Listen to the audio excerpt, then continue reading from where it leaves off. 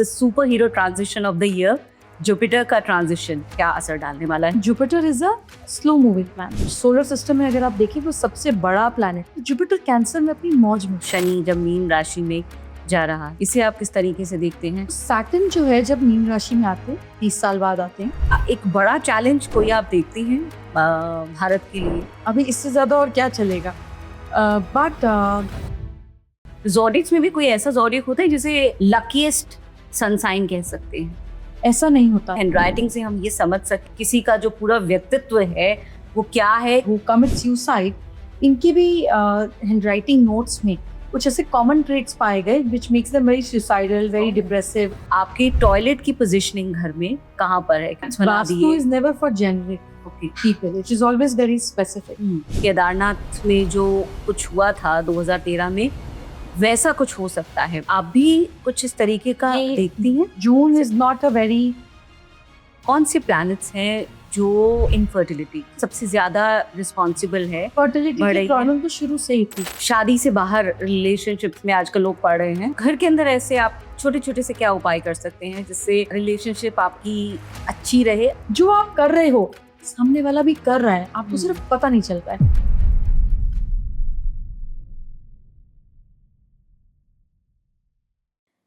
नमस्कार। एक जिंदगी कई सवाल।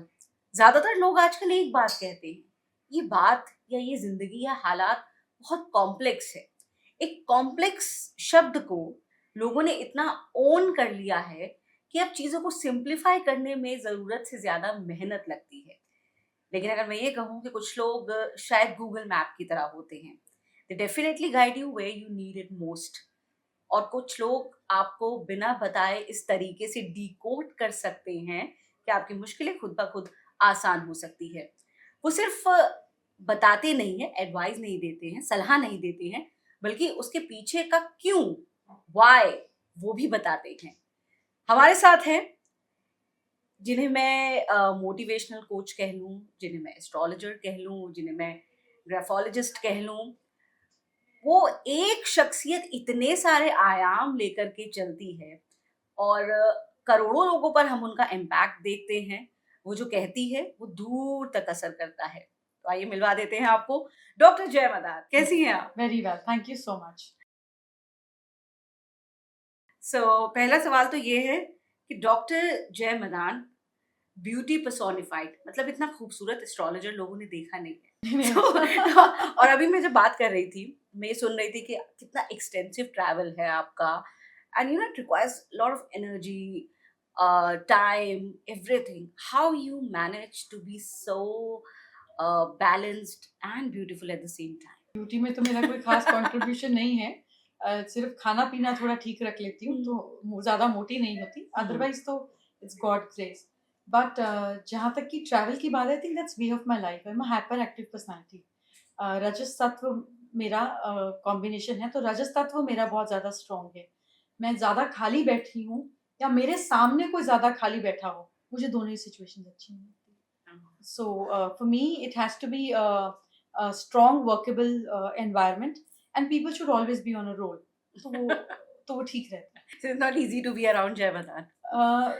Lot of people might feel that, लेकिन बड़ा कम होता है ऐसा कि जब तक मैं किसी को ना भेजूं तो मेरा my people, my staff, people who work with me, around me, they usually don't leave and go, because कहीं ना कहीं हमें लाइफ में कोई ना कोई ऐसा जरूर चाहिए होता है जो हमें पुश करे to bring the best out of us, and I think that basic pushing is my innate DNA. इसी पर अगर हम बात करें तो ये बहुत इंटरेस्टिंग है डॉक्टर मदान कि आपके आसपास जो लोग होते हैं उन सबका एक एनर्जी सर्कल होता है।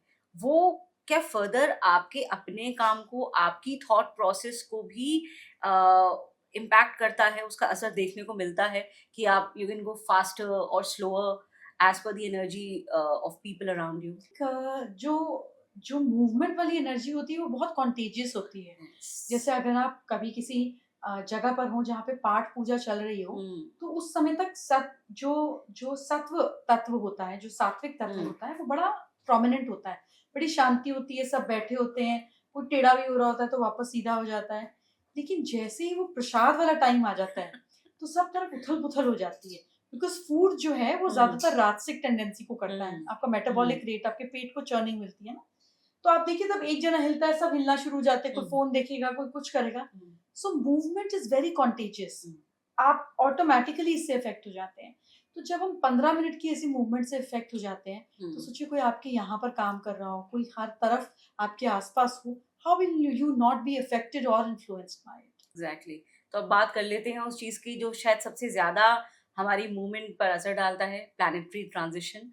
तो अभी तो सबसे बड़ा मैं कहूंगी it's a super hero transition of the year, Jupiter का ट्रांजिशन। कैसे आप देखती हैं? हालांकि कैंसेरियन में आने की कैंसर में आने की बहुत बात की जा रही है, शायद सबसे ज्यादा बात इसी की जा रही है कि बृहस्पति कर्क राशि में चले गए तो ये हो जाएगा, लेकिन फिर वो लियो में भी जा रहे हैं। और पूरा साल जो चेंज है जुपिटर का, वो आप किस तरीके से देखती हैं? कैसे ये इम्पैक्ट करने वाला है? क्योंकि विजडम का ग्रह तो उसे माना जाता है, बुद्धि और विवेक का, लेकिन उसके साथ क्या, अगर हम हेल्थ से जुड़ी बातें करें, अगर हम रिश्तों से जुड़ी बातें करें, इस पर कैसे और क्या असर डालने वाला है ये ट्रांजिशन? आपने बिल्कुल ठीक कहा कि जुपिटर रिप्रेजेंट्स विजडम। तो विजडम जो गूढ़ होती है वो समय के साथ आती है। तो Jupiter is a slow moving planet, क्योंकि सोलर सिस्टम में अगर आप देखें तो सबसे बड़ा प्लैनेट, भारी बड़ा जो है वो जुपिटर है। आप अगर नेकेड आई से तो नहीं, पर अगर आप टेलीस्कोप से भी जुपिटर देखें, you can see several moons around it. 14 तो मैंने भी देखे हैं through telescope. So it's a very interesting planet.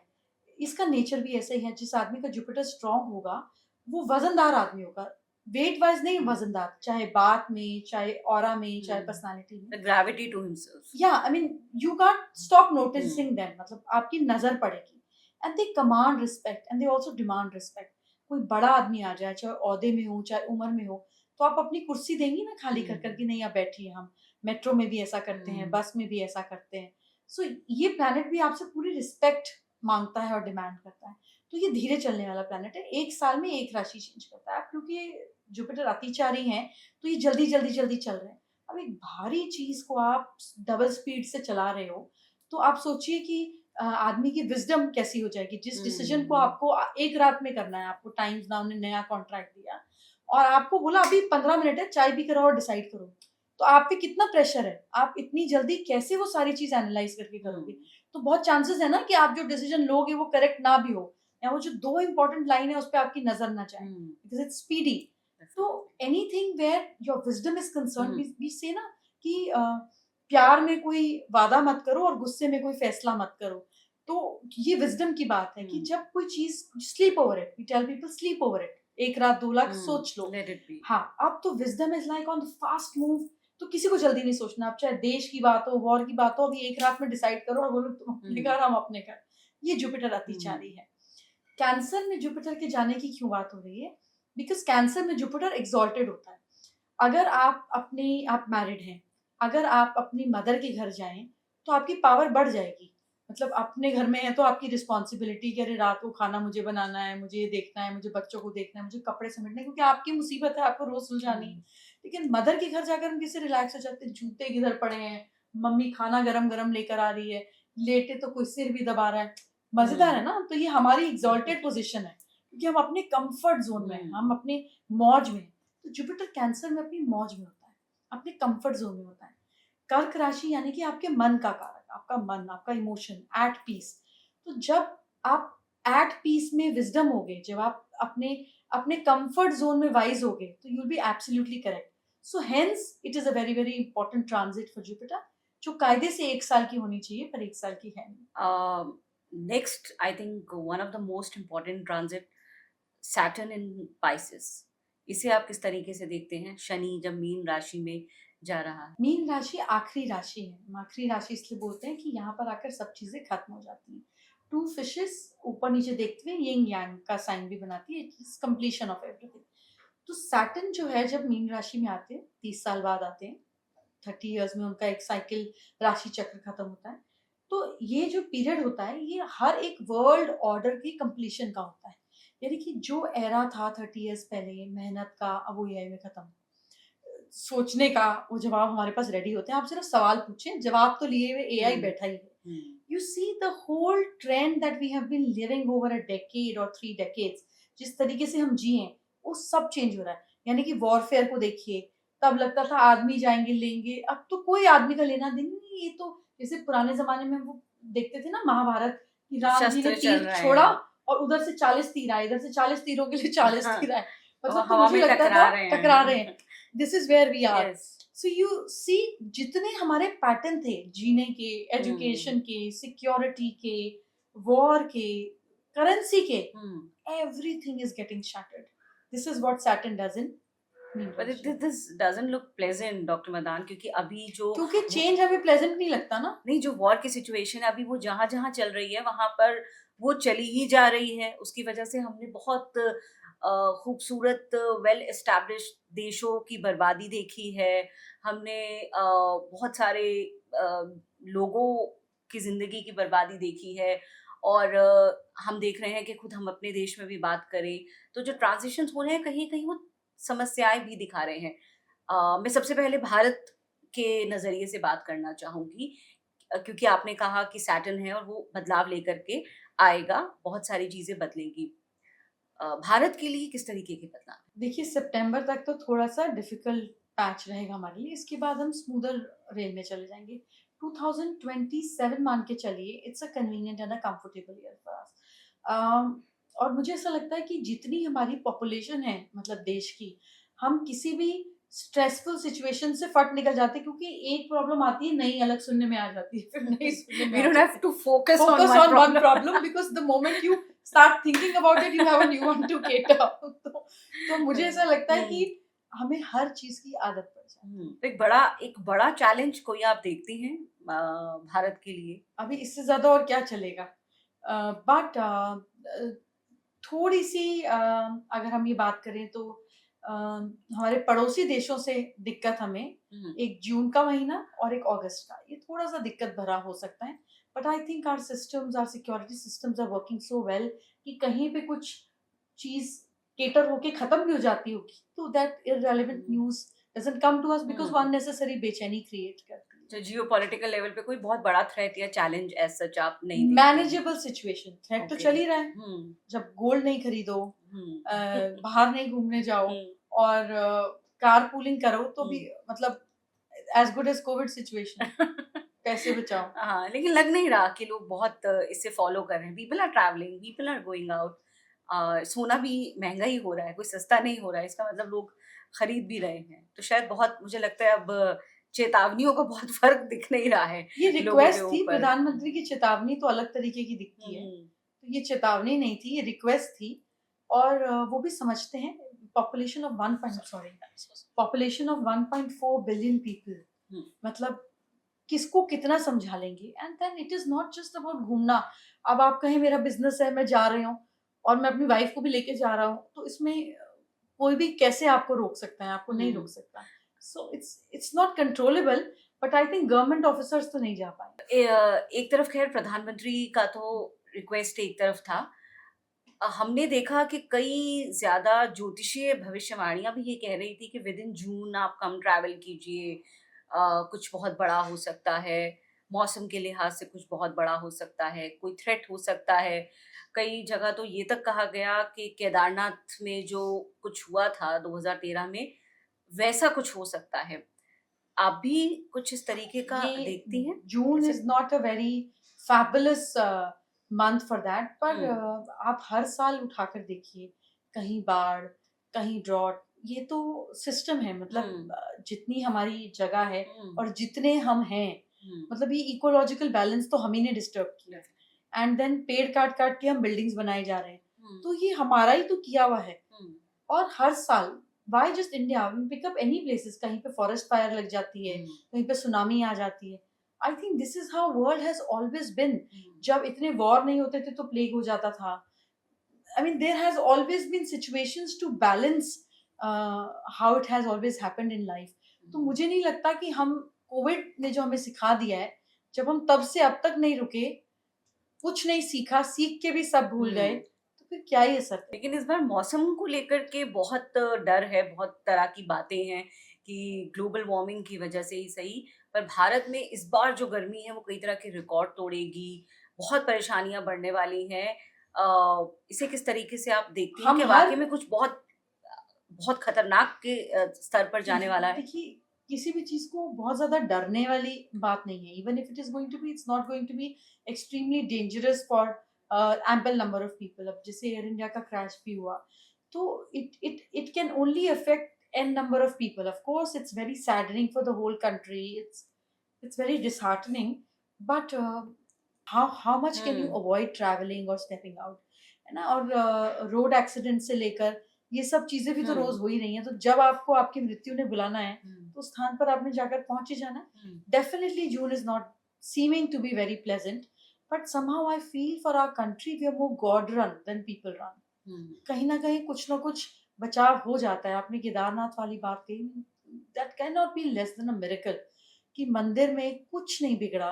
और कैसे वो पत्थर आकर शिलाई, आई, भीमशिला शिलाई, और और कई जिसको आप भीमशिला बोलते हैं, हम्म राइट पॉइंट पे रुकी. मतलब just look at it. Exactly I mean, you know, अब फिर हम बोलते हैं भगवान कहाँ है. मतलब और बेचारे क्या बोले कि मैं कहाँ हूँ. हम लोग अक्सर बात करते हैं लो एनर्जी और हाई एनर्जी की. यहाँ पर मैं सबसे पहले ये फर्क समझना चाहूंगी कि कौन से ऐसे प्लैनेट्स हैं जिसके हिसाब से अगर आप इंसान को देखकर ये बता सकते हैं लो एनर्जी और हाई एनर्जी जोन में एक इंसान है. कौन से प्लैनेट्स हैं जो एनर्जी कमांड करते हैं? सब प्लैनेट अपने अपने तरीके की एनर्जी कमांड करते हैं. अगर हम जनरल एक्टिविटी और मूवमेंट की बात करें तो वो मार्स की है. लेकिन हर प्लैनेट की अपनी एनर्जी है. कोई प्लैनेट आपको खर्चा करने की एनर्जी देता है, कोई प्लैनेट आपको बोलने की देता है, कोई प्लैनेट आपको विजडम से समझने की देता है, कोई प्लैनेट आपको इमोशनल एनर्जी देता है, कोई प्लैनेट आपको प्रैक्टिकल एनर्जी देता है. एनर्जी तो सारे 9 के 9 देते हैं, पर अपनी अपनी कैटेगरी की, अपने अपने तरीके की. जैसे हर फोन का चार्जर तो होगा ना, तभी तो वो चार्ज होगा. लेकिन हर एक का अपना चार्जर है, हर एक की अपनी पॉइंट है. फिर इसमें कुछ दोस्त भी होते हैं. अब सैमसंग के 3 मॉडल एक तरीके की पिन से चार्ज हो जाएंगे, एप्पल का सी पॉइंट अलग तरीके से होगा. तो वो जो दोस्ती है वो साथ में मिल जाती है, तो चार्जिंग और लाइफ इजी हो जाती सबसे है. ज्यादा वाइब्रेशन वाले कौन से प्लैनेट्स हैं? किसी को माँ की दाल स्वादी, किसी को माँ की दाल बादी, है ना. अगर आपका स्ट्रॉन्गेस्ट प्लैनेट जुपिटर है, तो वो आपको फायदा देगा, है ना. जैसे घर में भी अगर 3 बच्चे होते हैं, तो किसी की पापा से बनती है, किसी की मम्मी से ज्यादा बनती है, कोई मम्मी का फेवरेट होता है, और किसी को दादी एक्स्ट्रा सामान दिला देती है. अब वो दादी एक के लिए फायदा कर रही है, दूसरे के लिए नहीं कर रही है. यूजुअली दादी पोतों को, यानी कि ग्रैंड सन्स के लिए ज्यादा फेवरेबल होती है, ग्रैंड डॉटर्स के लिए नहीं. पर दादी तो वही है, बच्चे भी उन्हीं पेरेंट्स से आए, लेकिन एक को फायदा, एक को फायदा नहीं. तो ये अपनी अपनी अपना अपना गठबंधन है ना, अपना अपना रिलेशनशिप है. सिमिलरली आप जब पैदा हुए, आपके हॉरोस्कोप में जो स्नैपशॉट उस समय पे खिंचा, कि अगर अभी कोई बच्चा पैदा होगा, तो इस समय भी तो ब्रह्मांड में चल रहा है ना कुछ. तो इस मोमेंट पे जो बच्चा पैदा होगा, अभी जो चल रहा है वो उसकी जिंदगी का स्नैपशॉट हो जाएगा, अभी उसके साथ चलेगा. अभी स्नैपशॉट एक्टिव कब होगा? अगर आपके घर में सेंसर्स लगे हो लाइट के, आप इस कमरे से उस कमरे में जाएंगे, यहाँ की लाइट बंद हो जाएगी, उधर की लाइट चल जाएगी. This is how sensors work. तो आपके हॉरोस्कोप में कौन सी दशा चलेगी, वो उस प्लैनेट को एक्टिव कर देगी. अगर वो प्लैनेट आपका फेवरेबल है तो आप मौज करेंगे, और नहीं है तो वो आपका बैंड बजाएगा. And then there are ways to be and ways to do to make it work for you. जैसे अगर दादी खड़ूस भी है, तो आप तारीफ कर सकते हो, एक्स्ट्रा पानी पिला सकते हो, प्यार से पैर दबा सकते हो. कोई तो तरीका होगा ना उनसे काम निकलवाने का. So that is how we do. C section के जो बच्चे होते हैं डॉक्टर मदान, अक्सर ये बात कही जाती है कि जो एस्ट्रोलॉजी है वो उन पर उतना सटीक काम नहीं करती है. क्यों? क्योंकि अभी ये भी हो गया है कि पहले से वो टाइम ऑफ बर्थ डिसाइड कर लेती हैं फैमिलीज कि हमें कि अब ऑपरेट ही करना है डॉक्टर साहब, तो एक काम कीजिए, हमारे पंडित जी ने ये मुहूर्त निकाला है विच इज द बेस्ट, अब आप इतने बजे जो है ऑपरेट करके आप बच्चे को बाहर ले आइए. तो इसमें प्रॉब्लम क्या है? तो क्या ऐसे में एस्ट्रोलॉजी काम करती है? मतलब ये भी तो क्योंकि कहा नियति जाता है का इट्स नॉट पार्ट ही दैट होगा ना. Nature's way of doing not things. At all. In earlier times जब राजाओं के यहाँ पर बच्चे होते थे, कंसेप्शन डेट और मुहूर्त भी डिसाइड किया जाता था, which is far more important than the delivery date. क्योंकि वो जो सीड है, वो जो आत्मा है, वो किस समय आपके ग्रह में प्रवेश करेगी, इसके लिए मेटिंग टाइम, कॉन्ज्यूमेशन टाइम तय किया जाता था. तो जिसको आज हम शादी का मुहूर्त बोल के खत्म कर देते हैं, दैट वाज एक्चुअली आल्सो इसी तरीके से, you know, to consummate, to have the mating time, वो भी तय किया जाता था कि आप किस समय कंसीव करें. So it was such a beautiful way to do things at the right time. इसमें एस्ट्रोलॉजी क्यों काम नहीं करेगी? जो समय निकाला, ये भी तो नियति का प्लान हो सकता है कि अरे इसका समय इस समय तय है और इसके माँ बाप ऐसा सोचेंगे, इसका सी सेक्शन होगा और इसी नियति से, इसी तरीके से इसका बर्थ होगा. Always remember, nature and divine is much more stronger than us and will always be collectively. हम सारी ह्यूमन रेस एक साथ भी हो जाए ना, तो भी कुदरत हमसे ऊंची होगी. और ये हमने कोविड के टाइम पे सीखा. Anything that is happening cannot be beyond the larger plan. आपकी औकात ही क्या है? You know, एक झटका आके सीढ़ी से गिर जाए और कोमा में पहुंच जाए, तो ये शक्ल, अकल, पैसा, समझदारी सब बिस्तर पे लेट जाएगा, यू फ्लैट होकर. तो नियति, जिसको हम नियति माँ या कुदरत या डिवाइन भगवान जो भी बोले, is so smart and is so powerful. तो आपको लगता है आप एक टाइम डिसाइड कर देंगे और वो आपने किया, ऐसा कुछ नहीं. अभी डॉक्टर मदान एक बहुत बड़ी प्रॉब्लम आ रही है जो यंग कपल्स के सामने ज़्यादा चैलेंजिंग है, इनफर्टिलिटी की. हम देख रहे हैं कि बहुत सारे कपल्स उससे बहुत स्ट्रगल कर रहे हैं. They want to seek out medical options. कहीं पे सक्सेस है, कहीं नहीं है. कौन से प्लैनेट्स हैं जो इसके लिए सबसे ज़्यादा रिस्पॉन्सिबल है, और क्या ये कोई कोई शिफ्ट है इस तरीके का कि अभी अचानक से ये प्रॉब्लम बहुत ज़्यादा इनफर्टिलिटी बढ़ की रही है? प्रॉब्लम तो शुरू से ही थी. श्री राम के जन्म के समय क्या हुआ था? कैसे नेचुरल कंसेप्शन होता है? खीर आई थी और खाली थी और हुआ था. What does it mean? It only means there would be some sort of technology out there और सम सॉर्ट ऑफ आशीर्वाद there that happened and Shri Ram का जन्म हुआ.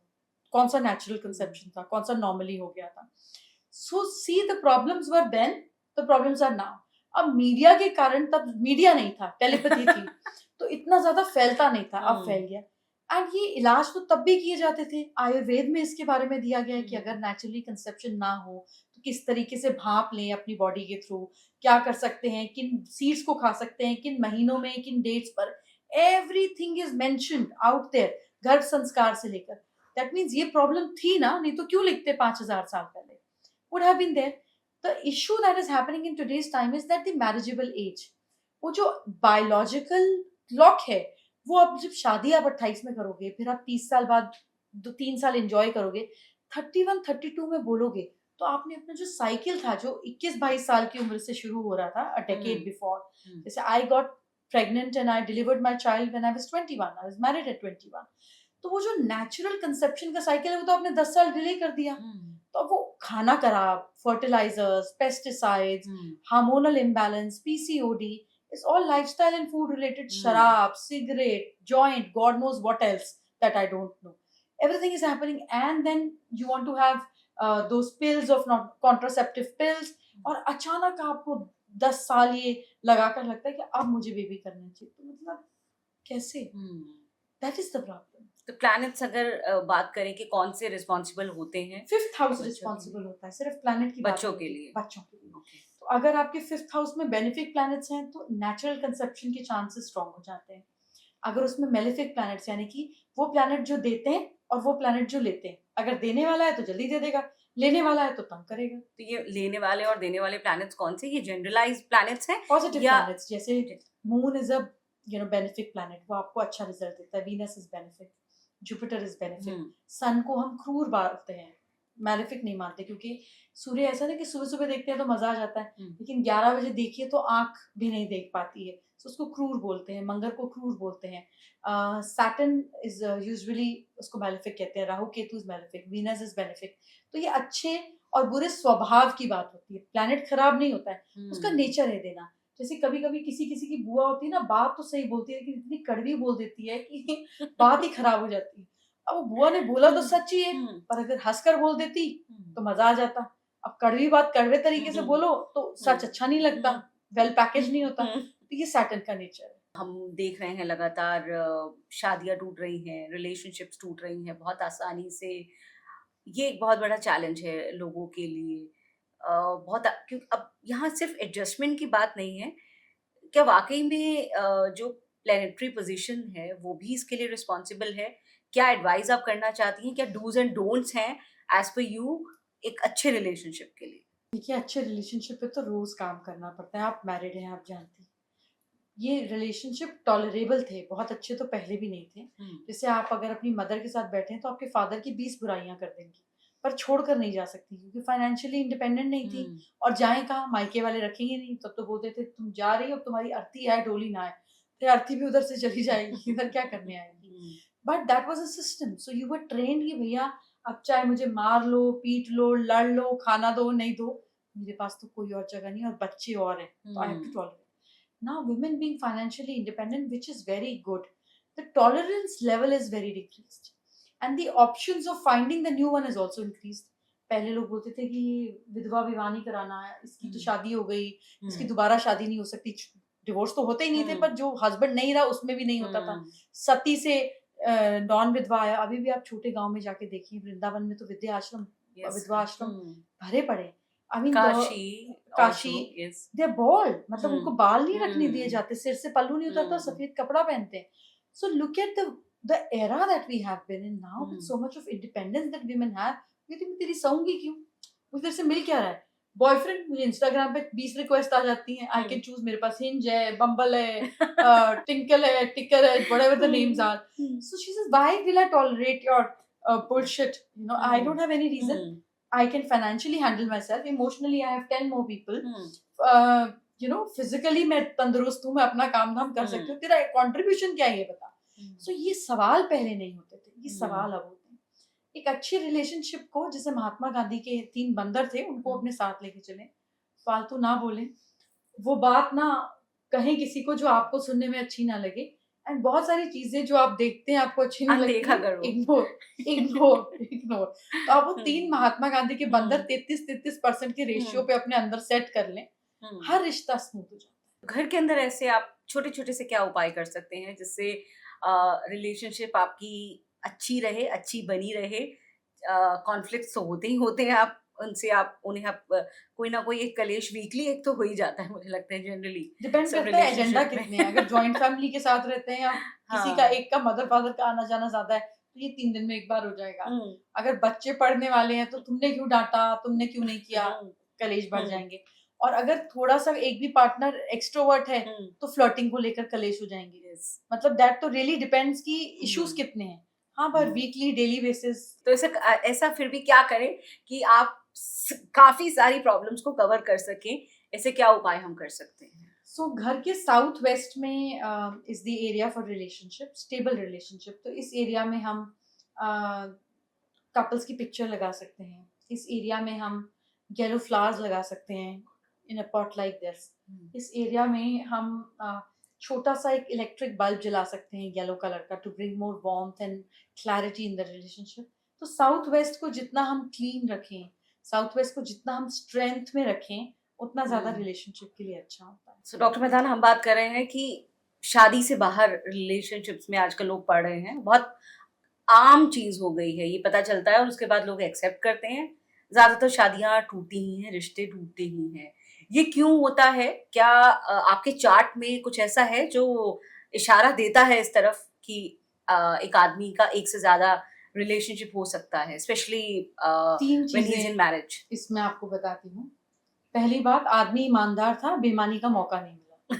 99.9%, 99.9, हाँ, नॉट इवन 0.1% से ऊपर मैं स्कोप नहीं दूंगी. It's a big statement you are giving to the entire male world. Always, and I say that, and I have one-to-one, maybe met more than 15,000 men in my life. 1-to-1, 1 घंटा 1-to-1, मतलब और मेरे साथ कोई 1 घंटा बैठ जाए तो मतलब वो एयरपोर्ट वाले एक्सरे से निकल रहे हैं.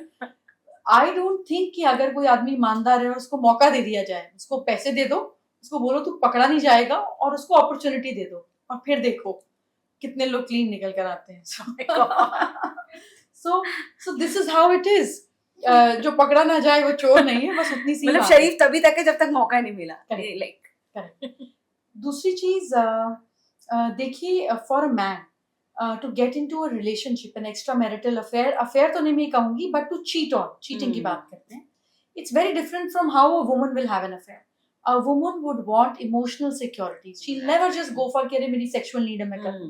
अब आप इतने देखिए world over, they are like, कोई कंपैरिजन नहीं है from male prostitutes to female prostitutes. Everywhere, why is prostitution so high? It is high because men जाते हैं ना, नहीं तो क्यों exist करेगा एक profession? And it's the oldest profession, by the way. Yes. It exists because men do go. That means cheating कोई बीवी को तो बता के नहीं जाता होगा. थाईलैंड, पूरी की पूरी कंट्री इस चीज पर डिपेंडेंट है. और कभी आप गई हो थाईलैंड, मुझे पता नहीं पता हो, तो आप देखिए जितने सिंगल मैन आपको वहां दिखेंगे, आपको कहीं नहीं दिखी. पूछो Yes. बैचलर पार्टी करने तुम कैसे जाते हो थाईलैंड, और अपनी अपनी Hmm. होने वाली वाइफ को क्या बोल के जाते हो? ये Hmm. कौन सी पार्टी है जो केरला में नहीं हो सकती, जो मुंबई में नहीं हो सकती, Hmm. तुम उसके लिए थाईलैंड जा रहे हो? It's easy availability, what else is there? Exactly. You know, Yes. so you give different shapes and forms. बात तो वही है. So my point here is that this has been existent because men are going, Hmm. and men are going because for them physical need and emotional needs are two separate Two windows. separate things. औरतों के लिए ऐसा नहीं है. औरतों के लिए अगर मैं इमोशनल हूँ तो मैं अटैच होंगी. पहले तो मुझे बोलो आई लव यू, तुम बोलो तुम्हें मैं पसंद हूँ, तुम मेरी 4 घंटे तारीफ करो, फिर मैं देखूंगी मुझे क्या करना है. And they need that constant attention even like throughout the marriage. Correct. Even after so many years, they Forget need about that marriage, attention. with boyfriend, with friend, they Yes. do need attention. For Hmm. men, it's not like that. It's very purpose driven. मतलब जब तक ये हाथ आई नहीं तब तक Hmm. जो मर्जी करो, उसके Hmm. बाद you know whenever I need her Hmm. next. So for a man, it's very physical. Hmm. उसको तो नाम और शक्लें भी नहीं याद रहती. अगर if somebody is used to going and sleeping here and there and cheating on their wives, Hmm. उसको पूछो नाम क्या था, उसको नहीं पता होगा. तुमने दोबारा बात करी, थैंक यू बोला, कोई Hmm. गिफ्ट देकर आया, कोई मतलब नहीं. That is how a man or a male anatomy is. तो अफेयर के लिए आदमी का इमोशनल होना जरूरी है. ये एस्ट्रोलॉजी बता सकती है. एस्ट्रोलॉजी ये बता सकती है कि इसकी आदत है कि इसको फिजिकल सेटिस्फैक्शन एक जगह से नहीं होगी तो ये 10 जगह जाएगा. So all these combinations are possible, but is it something new for a man? So what are those hints, Dr. Madan? क्योंकि अगर मान लीजिए कोई रिलेशनशिप में जा रहा है या कोई शादी के लिए जा रहा है, कौन सी ऐसी बातें हैं सामने वाले के चार्ट में जिससे उसको हिंट मिल सकता है इन तमाम चीजों को लेकर के? मैं आपसे इस बात को जवाब देने के लिए दो बात पूछूंगी. You are married. If your husband is physically not cheating on you, he's not with any other woman, but he's emotionally chatting with someone, और कभी आप उसके फोन पे I miss you देख लें किसी को लिखते हो, तो क्या आप लड़ेंगी? बट वो कसम खा लें कि नहीं, मैं कभी I've never touched her. Is that okay for you? It's very subjective. What do you think? It is a question to you. What will you do? It's subjective. मतलब हाँ, ठीक ठाक कलेश तो हो ही जाएगा. अब अगर आपके हस्बैंड आपको कभी पता ना लगने दें, पर जब वो आपके साथ हो and when he's physically intimate with you, पर वो दिमाग में किसी और को सोच रहे हो, क्या ये चीटिंग है? Certainly it is, but So cheating the 3 person तरीके की है. cannot Mental, हाँ, emotional and physical. physical. Mental cheating 90% of the people do. 90%. क्योंकि अगर एक इंडस्ट्री है पॉर्न, वो कैसे एग्जिस्टेंट है? आप किसी और को देख रहे हो, फिर आप किसी और को सोच रहे हो. Isn't that a cheating? सो अगर हम पूरा कॉम्बिनेशन देखें तो ये इस तरह से कि आप नई गाड़ी का भी इंजन खोल दोगे तो उसमें भी गंदगी निकल जाएगी. This is very evident and this is there and you can't avoid it. You just have to be very open minded and very practical. आपको अपने दायरे खुद तय करके समझने होंगे कि यार ये चीज जो है ना, इस लाइन के बाद मेरे पास टॉलरेबल नहीं है. I personally know more than 100 women who know their husband cheat on them. More than 100. And I'm talking about women of the family and the classes जिनको देखकर आपको लगता होगा कि काश ऐसी मेरी जिंदगी हो. Openly they know their husband cheat on them. उसको लगता है यार बीवी तो मैं ही हूँ ना, क्या फर्क पड़ता है. ये माइंडसेट है ना कि मुझे फिजिकल चीटिंग तुझे जो करना है कर, I can't control it. Emotional cheating मत करें. देयर मेनी women ऐसे कि अच्छा इसकी फ्रेंड्स है, इससे बात करता रहे, बट कम से कम बेडरूम में तो मेरे आता है ना. They are okay with that. Mental cheating तो पता ही कोई नहीं चलती. So one has to see where am I tolerable. जब आपका कुंडली का 8th हाउस और 12th हाउस बहुत ज्यादा एक्टिव हो जाता है तो आप फिजिकल चीटिंग की तरफ ज्यादा जाते हैं. अगर इसमें 5वां घर इन्वॉल्व हो गया तो इमोशनल होगी, फिर आप पहले प्यार करोगे, प्यार का पूरा फसाड करोगे, फिर आप करोगे. अगर इमोशन इन्वॉल्व नहीं हुई तो आप इधर ट्रिप पे गए, उधर ट्रिप पे गए, इधर गया, इधर कॉल किया, किसी को बुलाया, कहीं होटल में चले गए, कहीं मसाज पे चले गए. Anything that you hide with your partner, anything that you would not want your partner to do and you do it is cheating for me. मेरी परिभाषा ये है कि अगर आप अपनी बीवी को किसी के साथ, वो किसी मेल से जाकर मसाज कराती है और आपको चलता है, तो आप अगर फीमेल के साथ जाकर जो भी करा रहे हो इट्स फेयर, बिकॉज फिर आप सामने वाले को मेंटली वो फ्रीडम दे रहे हो. आप किसी के साथ चैट कर रहे हो और आपके लिए सिर्फ हेल्दी फ्रेंडशिप है, सेम चैट अगर आपकी वाइफ करे और आपको तकलीफ नहीं हो तो फिर आप चीट नहीं कर रहे हो. And if you're physically going and creating relationships outside, and if your wife does it and say कोई बात नहीं यार मैं भी तो कर रहा हूँ, तो फिर ये चीटिंग नहीं है. आपका टॉलरेंस लेवल दूसरे के लिए नेग्लिजिबल हो और आप अपनी बात को करो जस्टिफिकेशन, तो वो गलत है.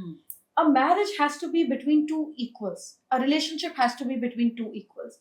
जो आप कर रहे हो सामने वाला भी कर रहा है, आपको सिर्फ पता नहीं चल रहा है। हम्म। कर्म इतना समय थोड़ा ना लेते हैं गोल घूमने में, वो साथ ही साथ चल रहे होते हैं।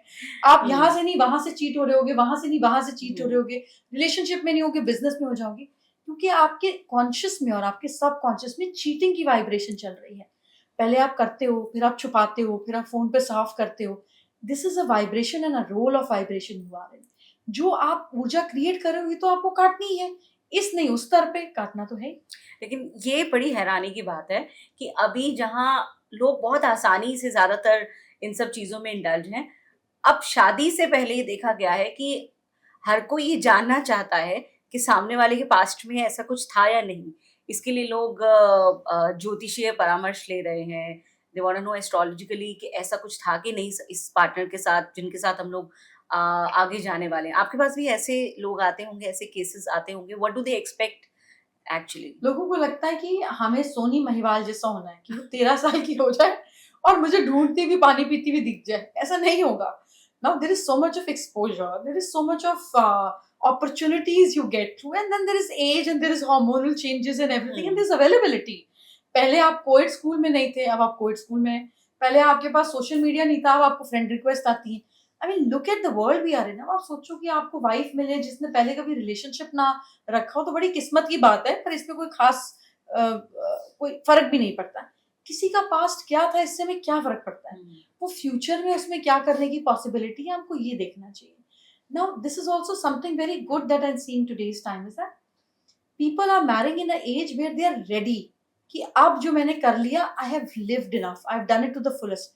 Now I want to settle in life. Now I want family, I want children, I want this.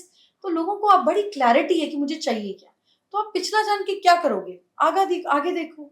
So what do you advise to such cases, to such people जो आपके पास ऐसे क्वेश्चंस, क्वेरीज लेकर के आते हैं कि वो सामने वाले के पास्ट रिलेशनशिप्स के बारे में जानना चाहते हैं, या चार्ट देकर आप हमें ये बताओ कि इसके कितने रिश्ते थे शादी से पहले? हाँ, ऐसे लोग आते हैं, पर मैं तब भी ये समझाती हूँ कि इससे हमें फर्क क्या पड़ता है। जिस चीज को हम बदल नहीं सकते, उससे जानकर अपने आप को तकलीफ क्यों देनी है? एंड कहीं ना कहीं ये हर्टफुल ही होता है। आप सोचते हो, फिर आप इमेजिन करते हो, उसने उसके साथ ये किया होगा, इसने उसके साथ ये किया होगा, और फिर जिस दिन आपसे झगड़ा हो जाता है, आपको लगता है, कहीं इसको वापस उससे बात तो नहीं हो रही। It's useless. अभी रीसेंट केस त्रिशा शर्मा का कुछ ऐसा ही था। मतलब दैट गर्ल रिवील्ड अपने इन लॉज हस्बैंड और मदर इन लॉ को that she was in relationships earlier, और फिर शायद उसी को लेकर के बहुत टॉन्ट्स और बहुत कुछ ऐसा कॉम्प्लिकेशंस था जो अभी तक आया तो मुझे सामने। लड़कियां भी थोड़ी बेवकूफ लगती हैं कि आप क्यों बताते हो। some things in life is internal and something in life is external. अब आप सोचो कि किसी की स्किन कितनी भी क्लियर हो, कहते हैं ग्लास स्किन और ब्यूटीफुल स्किन, किसी की स्किन कितनी भी क्लियर हो, अगर ये ट्रांसपेरेंट हो जाए और आप यहाँ से एक एक नर्व के अंदर ब्लड घूमते हुए देखो, तो कितना भी सुंदर आदमी हो, डरावना लग जाएगा। भगवान ने अंगूर पे भी छिलका दिया है यार, मेंटेन इट। क्या जरूरत है किसी को खोल के बताने के लिए मेरा बॉयफ्रेंड ऐसा था, हम ऐसे करते थे, हम इधर, क्यों सामने वाले का खून जला रहे हो? मतलब don't share and disclose things which are useless, because it hurts, and why create that energy? Transparency is a stupid phenomena. Translucent हो जाओ, उतना ही बहुत है। एक अगली जो बड़ी प्रॉब्लम अभी देखने में आ रही है डॉक्टर मदान, वो है बच्चों और माँ बाप के बीच की केमिस्ट्री। के बच्चे जो हैं कहना नहीं मान रहे हैं, पढ़ाई में नहीं ध्यान, वो एक बहुत कॉमन प्रॉब्लम है, उसको हम चलिए जाने देते हैं। लेकिन एक है कि बहुत जल्दी, बहुत कम एज में बच्चे और माँ बाप के बीच की जो केमिस्ट्री है वो बहुत अच्छी नहीं दिखाई दे रही है। बहुत सारी प्रॉब्लम थे, they are very loud, they are very outspoken, क्या बोल देते हैं उनका दिल दुखा देता है। और दूसरा एक एडिशनल प्रॉब्लम इसके साथ है कि हम देख रहे हैं बच्चे ड्रग अब्यूज और दूसरी तमाम प्रॉब्लम्स की तरफ भी आसानी से जा रहे हैं, जहां से निकालना माँ बाप के लिए एक बहुत बड़ा चैलेंज है। मैं पर्सनली अभी जब मैं आपसे बात कर रही हूँ तो आधार ये है कि मैं कई ऐसी फैमिलीज को जान रही हूँ इस वक्त जो ये स्ट्रगल कर रहे हैं। उनके बच्चे जो हैं लगभग, और 17, 18, 19 साल के बच्चे, ऐसा भी नहीं हम लोग बात कर रहे हैं कि भाई 25 प्लस या 30 प्लस भी, तो मतलब मुश्किल से स्कूल में हैं या स्कूल खत्म कर रहे हैं। क्या ऐसी प्रॉब्लम होती है? कौन से ऐसे मैलेफिक प्लैनेट्स होते हैं माँ बाप के चार्ट्स में, अगर हम देखें, या बच्चे के चार्ट में, जो इस तरीके की सिचुएशन बनती है? जैसे 5th हाउस इमोशन का है, तो इमोशन आपका आपके लवर से भी हो सकता है, आपके बच्चे से भी हो सकता है। Something that fondly gives you a reason to live. तो जब वो हाउस बहुत डिस्टर्ब होता है तो आपको उस घर का सुख नहीं मिलता है। जैसे अगर आपके घर में ड्रेसर एरिया में सीलन आ जाए और वहां पे क्रैक्स पड़ने लग जाएं और आपको वो एरिया नेट ऑपरेटिव यूजेज ना हो, तो वो कमरा आपके लिए बेकार हो गया ना, आप उसको होते हुए भी यूज नहीं कर पाएंगे, उसका सुख नहीं ले पाएंगे। ऐसे ही हमारे हॉरोस्कोप के हाउसेस भी होते हैं। लेकिन जब कलयुग शुरू होने वाला था और पांडव थे, तो श्री कृष्ण ने पांडवों को बोला कि जाओ जंगल में चेक करो, पांचों भाई अलग अलग डायरेक्शन में जाओ और मुझे बताओ किसको क्या दिखा। I completely don't remember the story, but one part of the story is कि one of the brother came, I think Yudhishthira ही आए, और उन्होंने कहा कि मुझे बड़ी अजीब चीज दिखी। मैंने देखा कि गाय ने बछड़े को जन्म दिया और वो बछड़ा जब निकलता है तो उसके ऊपर एक म्यूकस काइंड ऑफ लेयर होती है ना, और ब्लड होता है थोड़ा सा। तो उसको माँ चाट चाट के साफ करती है। तो मैंने देखा कि माँ उसको चाट के साफ कर रही है और माँ ने उसको इतना चाटना शुरू किया और चाटती चली गई कि बच्चा मर गया। ये क्या मतलब हुआ? ऐसे पांचों भाइयों ने अपना अपना एक्सपीरियंस बताया। किसी ने एक कुआं देखा कि भरा हुआ है, आसपास के कुएं खाली हैं, उस कुएं से ओवरफ्लोइंग पानी जा रहा है, लेकिन आसपास के कुएं सूखे पड़े हैं। तो जब उन्होंने कृष्ण को बताया कि ये क्या मतलब है कृष्णा, कि कैसे मदर ने चाट चाट के मार दिया, कहा ये सब तुमने देखा है कि कलयुग में क्या होगा।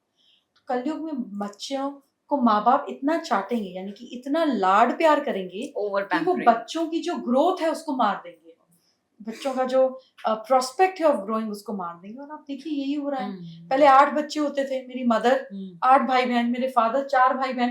अभी किसको दिलाएं और किसको छोड़े? आपस में ही बड़ा भाई फादर बन जाता था और बड़ी बहन मदर जैसा रोल प्ले करती थी। एक बड़ा बच्चा दूसरे को पाल देता था। एक थान का कपड़ा ले आते थे, सबकी शर्ट बन जाती थी।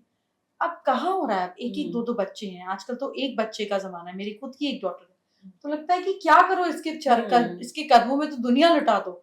तो फिर अब आप जब ये कर ही रहे हो, अगर आप एक बच्चे के हाथ में गन दे ही रहे हो तो वो तो चलाएगा ही ना।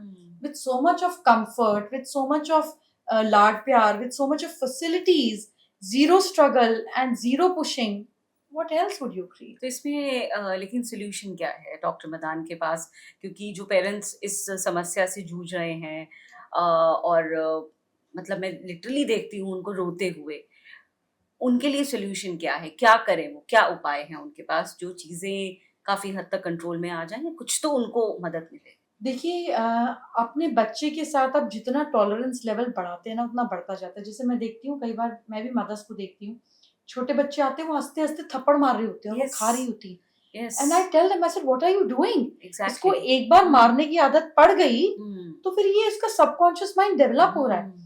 बच्चे प्यार-प्यार से गाली दे देते हैं, पेरेंट्स हंसने लग जाते हैं कि ड्राइवर ने सिखा दी, yelling on people in front of them. ये आप पहले दिन बड़े पेड़ को उखाड़ कर सेट करना बड़ा मुश्किल है, लेकिन छोटे पौधे को उखाड़ कर सेट करना आसान है। You have to nip it in the bud. खराब आदतों को उसी समय पॉज लगाइए। पहले आप टॉलरेट करते जाते हैं, अरे छोटा है छोटा है छोटा, और फिर ही हो जाता है। Secondly, always share your pains with your children. आप अपने बच्चे को अपना सुख का साथी बनाएं या ना बनाएं, दुख का साथी जरूर बनाएं। जब भी हम किसी के साथ अपनी दुख और तकलीफ सेम स्तर पे शेयर करते हैं ना, उसका बॉन्ड हमारे साथ स्ट्रांग हो जाता है। क्यों आज भी हम अपने भाई बहनों से इतने स्ट्रांग हैं? क्योंकि पेरेंट्स ने तकलीफें देखी हुई हैं और आपस में ही सब बैठकर बात करते थे कि बाहर किसी को पता ना चले। So when you share pain with someone, your bond and their bond goes multiple time stronger. आप अपने बच्चों को प्रोटेक्ट करते हो, उन्हें किसी चीज की हवा नहीं लगने देते हो। उन्हें लगता है कि इसकी तकलीफ है, मेरा क्या मतलब? आपने कभी वो रिश्ता ही नहीं बांधा उनके साथ में। Involve them. अगर कोई ईडी की भी रेड हुई है ना, let your child also go through it. आपकी प्रॉपर्टी तो उसको ही मिलनी है ना, late them also go through that. Don't protect your child, always let them be part of it. And never think बच्चे इमेच्योर होते हैं। बच्चे स्पॉन्ज की तरह होते हैं, सब कुछ अब्सॉर्ब कर रहे होते हैं। Let them also absorb that how much difficulties you have been through, ताकि आपके दुख के साथ ही आपके सुख के साथ ही।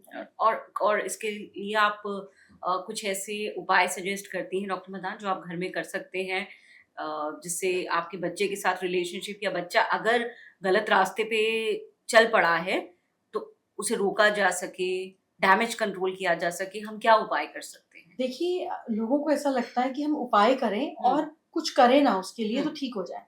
अगर आपको डायबिटीज हो और मैं आपको 2 गोली दे भी दूं तो आपको मीठा तो बंद करना पड़ेगा ना। सुबह 2 कसाटा खाएंगी और 1 गोली खाएंगी मेडिसिन की, तो डायबिटीज शुगर बढ़ेगा, घटेगा नहीं। Astrology is a guiding science, it tells you what you need to do, how you should be. आप अपना बिहेवियर और एक्शन और कर्म को ठीक ना करें और उपाय पे उपाय करते चले जाएं तो कैसे होगा। The root problem is your behaviour, your output with your children. उसको तो हमको ठीक करना ही पड़ेगा। Parenting needs to be redefined. Correct, and you need to start it कि चाहे हम हो चाहे बच्चे हो, रिवॉर्ड एंड पनिशमेंट, इस फॉर्मूले को कहीं पर भी किसी भी सिचुएशन पे अप्लाई किया जा सकता है। आप उनकी पॉकेट मनी रोक दो, अब उनको बोलो बेटा ये दरवाजा खड़ा है ऐसे, नहीं तो आप आराम से बैग उठाओ जाओ। कितने दिन ये आपका कंफर्ट है जो उसको लगता है कि वो उसको फॉर ग्रांटेड ले सकता है या बदतमीजी कर सकता है, तो 10 दिन छोड़ दीजिए सड़क पर, समझ आ जाएगी दुनिया में कैसे होता है। थोड़ा अपना भी मन पक्का करना होता है, थोड़ा खुद भी स्ट्रांग होना पड़ता है। अगर आप अपने बच्चे को एनडीए स्कूल में भेजें कि मेरा बेटा देश की सेवा करे या बड़ा ऑफिसर बने, और आपको अरे नहीं तुमको चोट लग गई, अरे मेरा बच्चा कैसे होगा, तो वो कैसे बनेगा। You have to give him that kind of discipline for him to be what he wants to be. अगर कोई ओलंपिक्स में अपने बच्चे को लाना चाह रहा है तो उसको 12 घंटे अपने बच्चे को ट्रेनिंग देनी है। सो पोला पोला बनकर तो ऐसे ही प्रोडक्ट निकलते। तो पहले तो अपना बिहेवियर चेंज करना है। हाँ, and then remedies. Yes, then remedies. फिर बच्चों के बेडरूम में हम बहुत सारी चीजें कर सकते हैं। बच्चों के बेडरूम के नॉर्थ ईस्ट में गणेश जी लगा सकते हैं। हम बच्चों के बेडरूम के नॉर्थ ईस्ट में उनका सिलेबस लगा सकते हैं। हम अपने घर के साउथ वेस्ट में बच्चों की फोटोग्राफ विद पेरेंट्स लगा सकते हैं। हम बच्चों के बेड के नीचे पीकॉक फेदर लगा सकते हैं for more flexibility and positivity in their mind. हम देखें कि बच्चे कहीं डिप्रेशन जोन में या एडिक्शन जोन में तो नहीं सो रहे, which is west north west और साउथ साउथ वेस्ट। इन चीजों का ध्यान रख सकते हैं। ऑफ कोर्स चीजें ट्रैक पर आ जाती हैं। घर की एंट्रेंस को लेकर के लोगों के मन में बहुत कंफ्यूजन होती है कि अगर किसी ऐसी दिशा का घर मिल गया जो बहुत पॉजिटिव नहीं है तो अब इतनी जल्दी हम घर तो नहीं बदल सकते हैं, तो फिर क्या कर सकते हैं कि कम से कम चीजें जो हैं पॉजिटिव रहें या स्टेबल रहें। देखिए, आप वर्चुअल एंट्रेंस निकाल सकते हैं। अगर आपके पास कोई ऐसी बैल्कनी है जो ओपन टू एयर या स्काई है, जहाँ पर दूसरी बिल्डिंग सटी हुई नहीं है, आप एक छोटी सी वर्चुअल एंट्रेंस डिपेंडिंग अपॉन कौन सी डायरेक्शन है, होल ड्रिल कर ना दीवार में नीचे की तरफ, जैसे पहले के टाइम पर पाइप डलते थे ना छतों में, जिससे वो पानी निकल के गिरता था, तो हवा पानी का रास्ता सही डायरेक्शन से खोल सकते हैं। फिर मेन एंट्रेंस पर आप येलो टेप या ब्रास स्ट्रिप लगा सकते हैं, जिससे नई जो हमने वर्चुअल एंट्रेंस खोली है वो पॉजिटिव हो जाए। और रोज वहाँ पे एंट्रेंस के पास में थोड़ा गंगा जल छिड़क दें ताकि वो एक्टिव होती रहे। कई लोगों को बहुत आसानी से सक्सेस मिल जाती है, जो दिखता है कि बहुत कम मेहनत के साथ उन्हें सक्सेस मिल जाती है।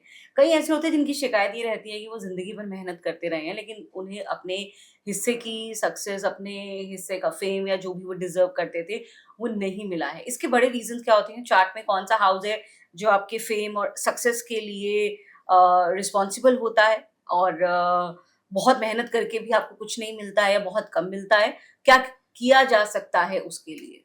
So there are 3 houses in the horoscope. एक होता है आपकी किस्मत का, एक होता है आपके फेम का, और एक होता है जो आप चाहते हैं उसको मिलने का। So 9th house is about your luck or your destiny. 10th house is about your popularity, your fame, your establishment. And 11th house is about fulfillment of your desires. तो ये जो 3 घर अच्छे planets इसमें बैठे होते हैं या इनके लॉर्ड्स जो हैं वो अच्छे घरों में होते हैं, तो ये हाउसेस बहुत अच्छा परफॉर्म करते हैं for quick success to come to your life. Zodiacs में भी कोई ऐसा ज़ोडिएक होता है जिसे बहुत आसानी से जिसकी तरफ सक्सेस खिंची चली आती है, मतलब जिसे हम लकीएस्ट सन साइन कह सकते हैं? ऐसा नहीं होता। एक तो हमारी वैदिक एस्ट्रोलॉजी सन साइन को बहुत ज्यादा एम्फोसिस नहीं देती, क्योंकि सन साइन 1 महीने तक रहेगा, मून साइन 2.25 दिन तक रहेगा। तो हम we are more moon based person. किताब सुनने के लिए, बेसिक चीजों के लिए अच्छा है, लेकिन आपका लक बड़ी इंडिविजुअल चीज है। ये आपके हॉरोस्कोप से ही डिफाइन होगा और भी ज्यादा आपके हाथ से, क्योंकि ट्विन्स भी तो एक समय पर हैं लेकिन जीवन अलग अलग चलता है। So it's a very individual thing. ये बहुत बड़ा लोगों के मन में कौतूहल होता है कि अगर एक साथ 2 बच्चे पैदा हुए हैं, फ्रैक्शन ऑफ सेकंड का भी फर्क नहीं है, लेकिन किस्मत इतनी कैसे बदल सकती है? हर सेकंड 7 बच्चे पैदा हो रहे हैं, तो हो तो रही है, लेकिन then that is why in astrology also हम सब लॉर्ड देखते हैं, क्योंकि कुछ सेकंड्स में वो बदल जाते हैं। फिर उसके बाद हम हाथ देखते हैं, हम माथे की लाइंस देखते हैं, हम फिजियोनॉमी देखते हैं, हम्म, हम हैंडराइटिंग पैटर्न देखते हैं टू अंडरस्टैंड कि इसका माइंड कैसे डेवलप हो रहा है। कि पेट में भी देखिए, माँ तो खाना एक ही खाती है, एक बच्चा ज्यादा ले लेता है, एक बच्चा कम ले लेता है, एक बच्चा हल्का हैवी होता है, एक बच्चा वीक होता है, एक स्ट्रॉन्गर होता है, एक वीकर होता है, यानी कि एक ही जगह का सोर्स है। और देखिए कैसे दोनों का प्रारंभ तब से ही अलग अलग होना शुरू हो गया। That's the beauty of universe. तो किसी आप का कुछ हैंड सही राइटिंग नहीं। एक्सपर्ट भी हैं डॉक्टर मदान। कितना ऑथेंटिक है हैंड राइटिंग से हम ये समझ सके और जान सके कि वाकई में किसी का जो पूरा व्यक्तित्व है वो क्या है, कैसा है, आगे जा करके उसके लिए क्या होने वाला है। क्योंकि जनरली हमने देखा जो लोग नहीं जानते हैं they take it very lightly, कैसा भी लिख दिया या कैसे भी साइन कर दिए हैं, उनको बिल्कुल इस बात से मतलब नहीं है। लेकिन ये आपका जीवन बदल भी सकता है, ये बहुत कम लोग जानते हैं। So that's what we want to know from you, that कितना जरूरी है ये एक इंसान के लिए जानना अपनी हैंडराइटिंग और सिग्नेचर के बारे में। जिसको कुछ भी लाइफ में बदलना है उसको हर एक चीज जाननी ही चाहिए। हम्म, आपकी हैंडराइटिंग कोई डिसाइड नहीं करता, आप करते हैं। और ये आपकी इमोशनल और मेंटल स्टेट के साथ with different neuron pattern in your mind ये चेंज भी हो जाती है। अगर आप अपने पहले पासपोर्ट का सिग्नेचर और अब का देखें, या 15 साल पहले का अपना सिग्नेचर और अब का देखें, इट्स एंटायरली डिफरेंट। ऐसा क्या हो गया? आपका माइंडसेट बदला तो इसका रिजल्ट आपकी हैंडराइटिंग में भी आता है। एंड यूएस में इस पर बहुत काम किया ऑन क्रिमिनल साइकोलॉजी।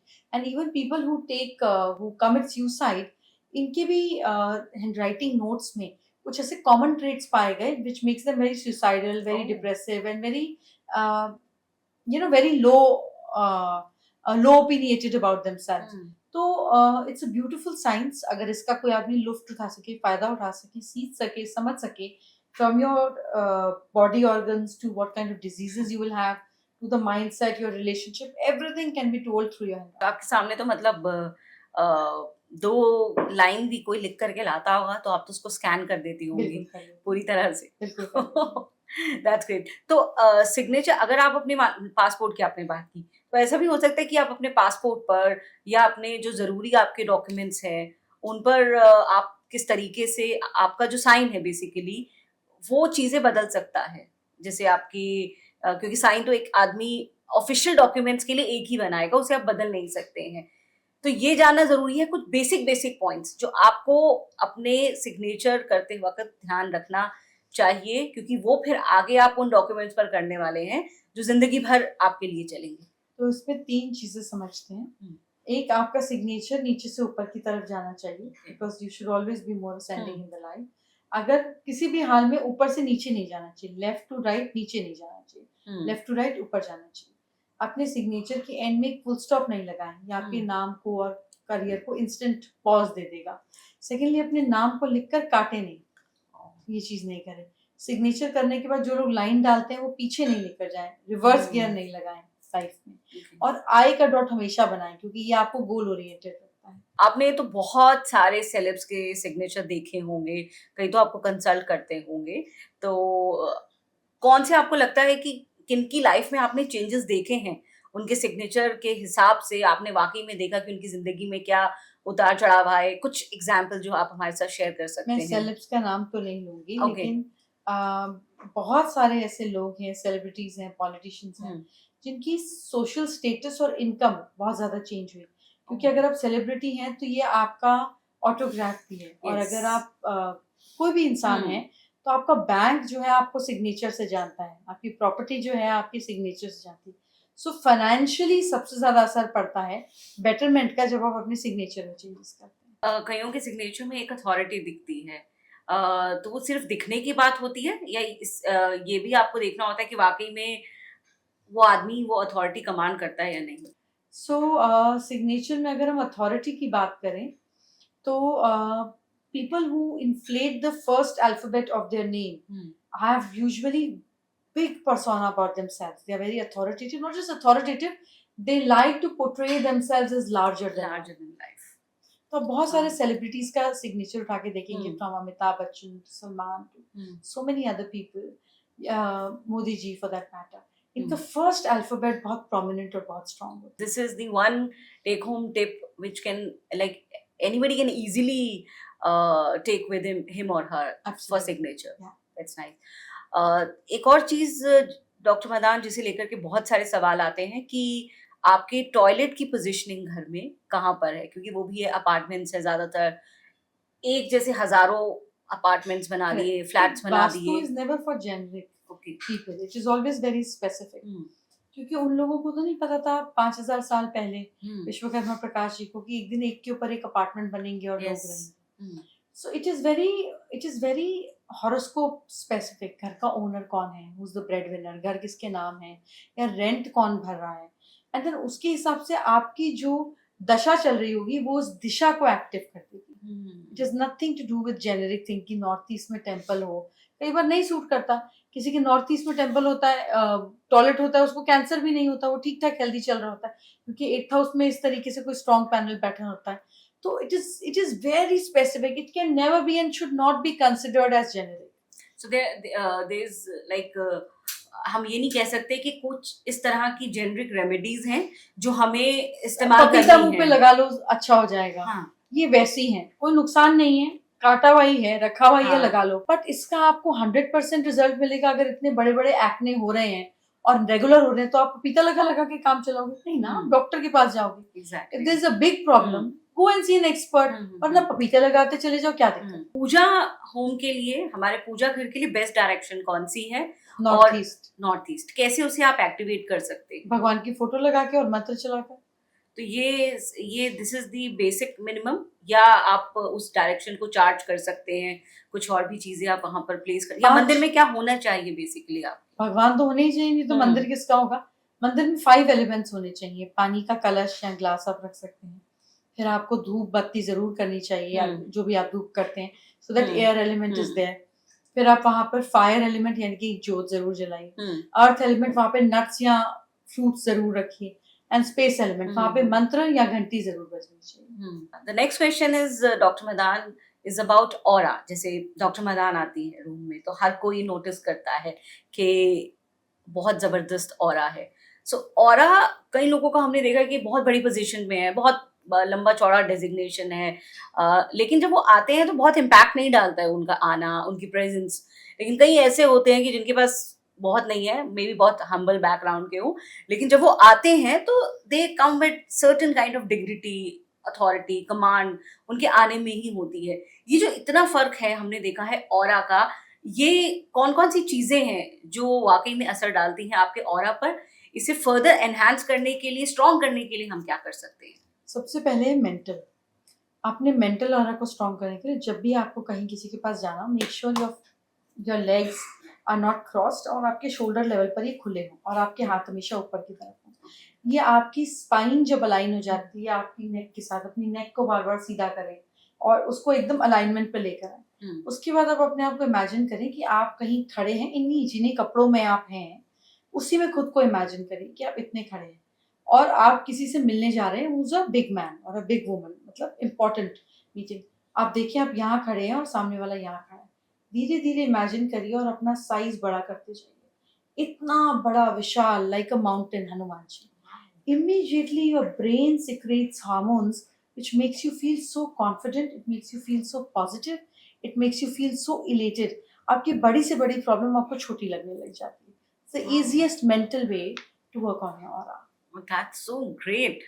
और उसके अलावा क्या कोई, क्योंकि हम अक्सर कहते हैं कुछ फ्रेग्रेंसेस या फिर तिलक अगर आप लगा सकते हैं, क्योंकि हर ओकेजन पे नहीं लगा बेहोशी में करोगे तो उसका कोई असर नहीं है. One cannot be parrot in life and consider कि मैं पंडित बन गया. तोता तोता होता है, पंडित पंडित होता है. किसी भी चीज में जिसमें आपका दिमाग और आपका दिल इन्वॉल्व नहीं है उसका कोई रिजल्ट नहीं. फिर आप जितनी मर्जी पोथियां और तिलक लगाते चले जाओ. इसीलिए उस जमाने में सैंडलवुड का तिलक लगता था और बाकी चीजें लगती थी, बिकॉज वो सेंसेशन क्रिएट करता था. Then people used to come back to that sensation कि इस एरिया पर ध्यान देने की जरूरत है. ध्यान आप दो नहीं, तिलक आप लगाते जाओ, क्या फर्क पड़ेगा उससे. Mind, you can't skip that. There's no shortcut to that. अगला हम जानना चाहेंगे डॉक्टर मदान की चक्रास को लेकर के. बहुत सारे लोगों को आधी अधूरी जानकारी होती है. अभी ज्यादातर हमने प्रॉब्लम देखा है और ये मैंने टीनेजर बच्चियों के साथ ही देखा है कि पीसीओडी, पीसीओएस की समस्या उनके साथ लगातार है. तो अगर हम ये समझे कि सेक्रल चक्रा पे आप कैसे काम कर सकते हैं कि ये जो समस्याएं हैं आपके साथ कम हो, कैसे आप एक्टिव कर सकते हैं? क्या किसी ये भी चीज पॉसिबल को है? साथ में दवाई जरूर लीजिए. मैंने Sure. से दवाई, आई पर्सनली बिलीव कि ayurvedic and homeopathic has better hmm. Results than allopathic in certain cases, because वो रूट से काम करते हैं. हम्म. अदरवाइज इस एरिया पर अपने प्यूबिक बोन के ऊपर रेगुलर टैपिंग कर कर अफर्मेशंस कहने से भी, that I am all positive, God is always taking care of me, I release every wrong emotion that is stuck in my body, I am happy, I am all healthy, I am whole. इस तरीके से कर कर tapping कीजिए. It just changes the whole vibration around you. And how to guide your Ajna chakra, क्योंकि अभी क्या है कि लोग डीफोकस बहुत सारे ज्यादा हो जाते हैं, वो सोच कुछ और रहे हैं, करना कुछ और चाहते हैं, दिमाग में कुछ और चल रहा है. आज्ञा चक्र को नियंत्रित कैसे करें? Again, tapping is the best way. Take your middle finger, hmm. because this is also space element. Hmm. So take your middle finger, keep tapping it and say, I manifest what I want. I manifest for my better good, and I do it right now and always right now. I am absolutely clear in my thoughts. I have clarity in my life. I have joy, happiness, abundance in my life. उसको ऊपर नीचे ऊपर नीचे ऊपर नीचे जैसे बिंदी लगा रहे हैं, नॉन स्टॉप टैपिंग करते जाइए. आप खुद भी कर देखिए 30 seconds. It will just make you feel as if something is entered from inside. तो आपका जो मतलब थर्ड आई है वो वाकई में एक फिंगर लीजिए, ये मिडिल फिंगर आगे कीजिए. हाँ, अब कीजिए आंख बंद करके और बोलिए मन में, कुछ भी बोल सकती है. आई am happy, I M positive, I grow, God takes care of me, I'm always under grace, I'm well protected, I accumulate wealth without efforts, I keep growing in life. अपनी हिंदी इंग्लिश भाषा में किसी में भी, मेरे पे लक्ष्मी माँ की हमेशा कृपा रहती है, मैं जितना खर्चती हूँ उतना आता है.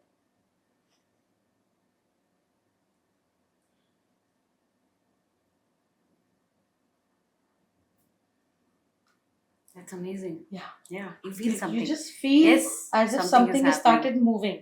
Yes, exactly. अच्छा, अभी लक्ष्मी माँ की कृपा को लेके लोग बहुत परेशान रहते हैं. आपके पास भी ज्यादातर क्वेश्चंस या क्वेरीज यही आती होंगी कि काम नहीं चल रहा, पैसा, सबको चाहिए पैसा.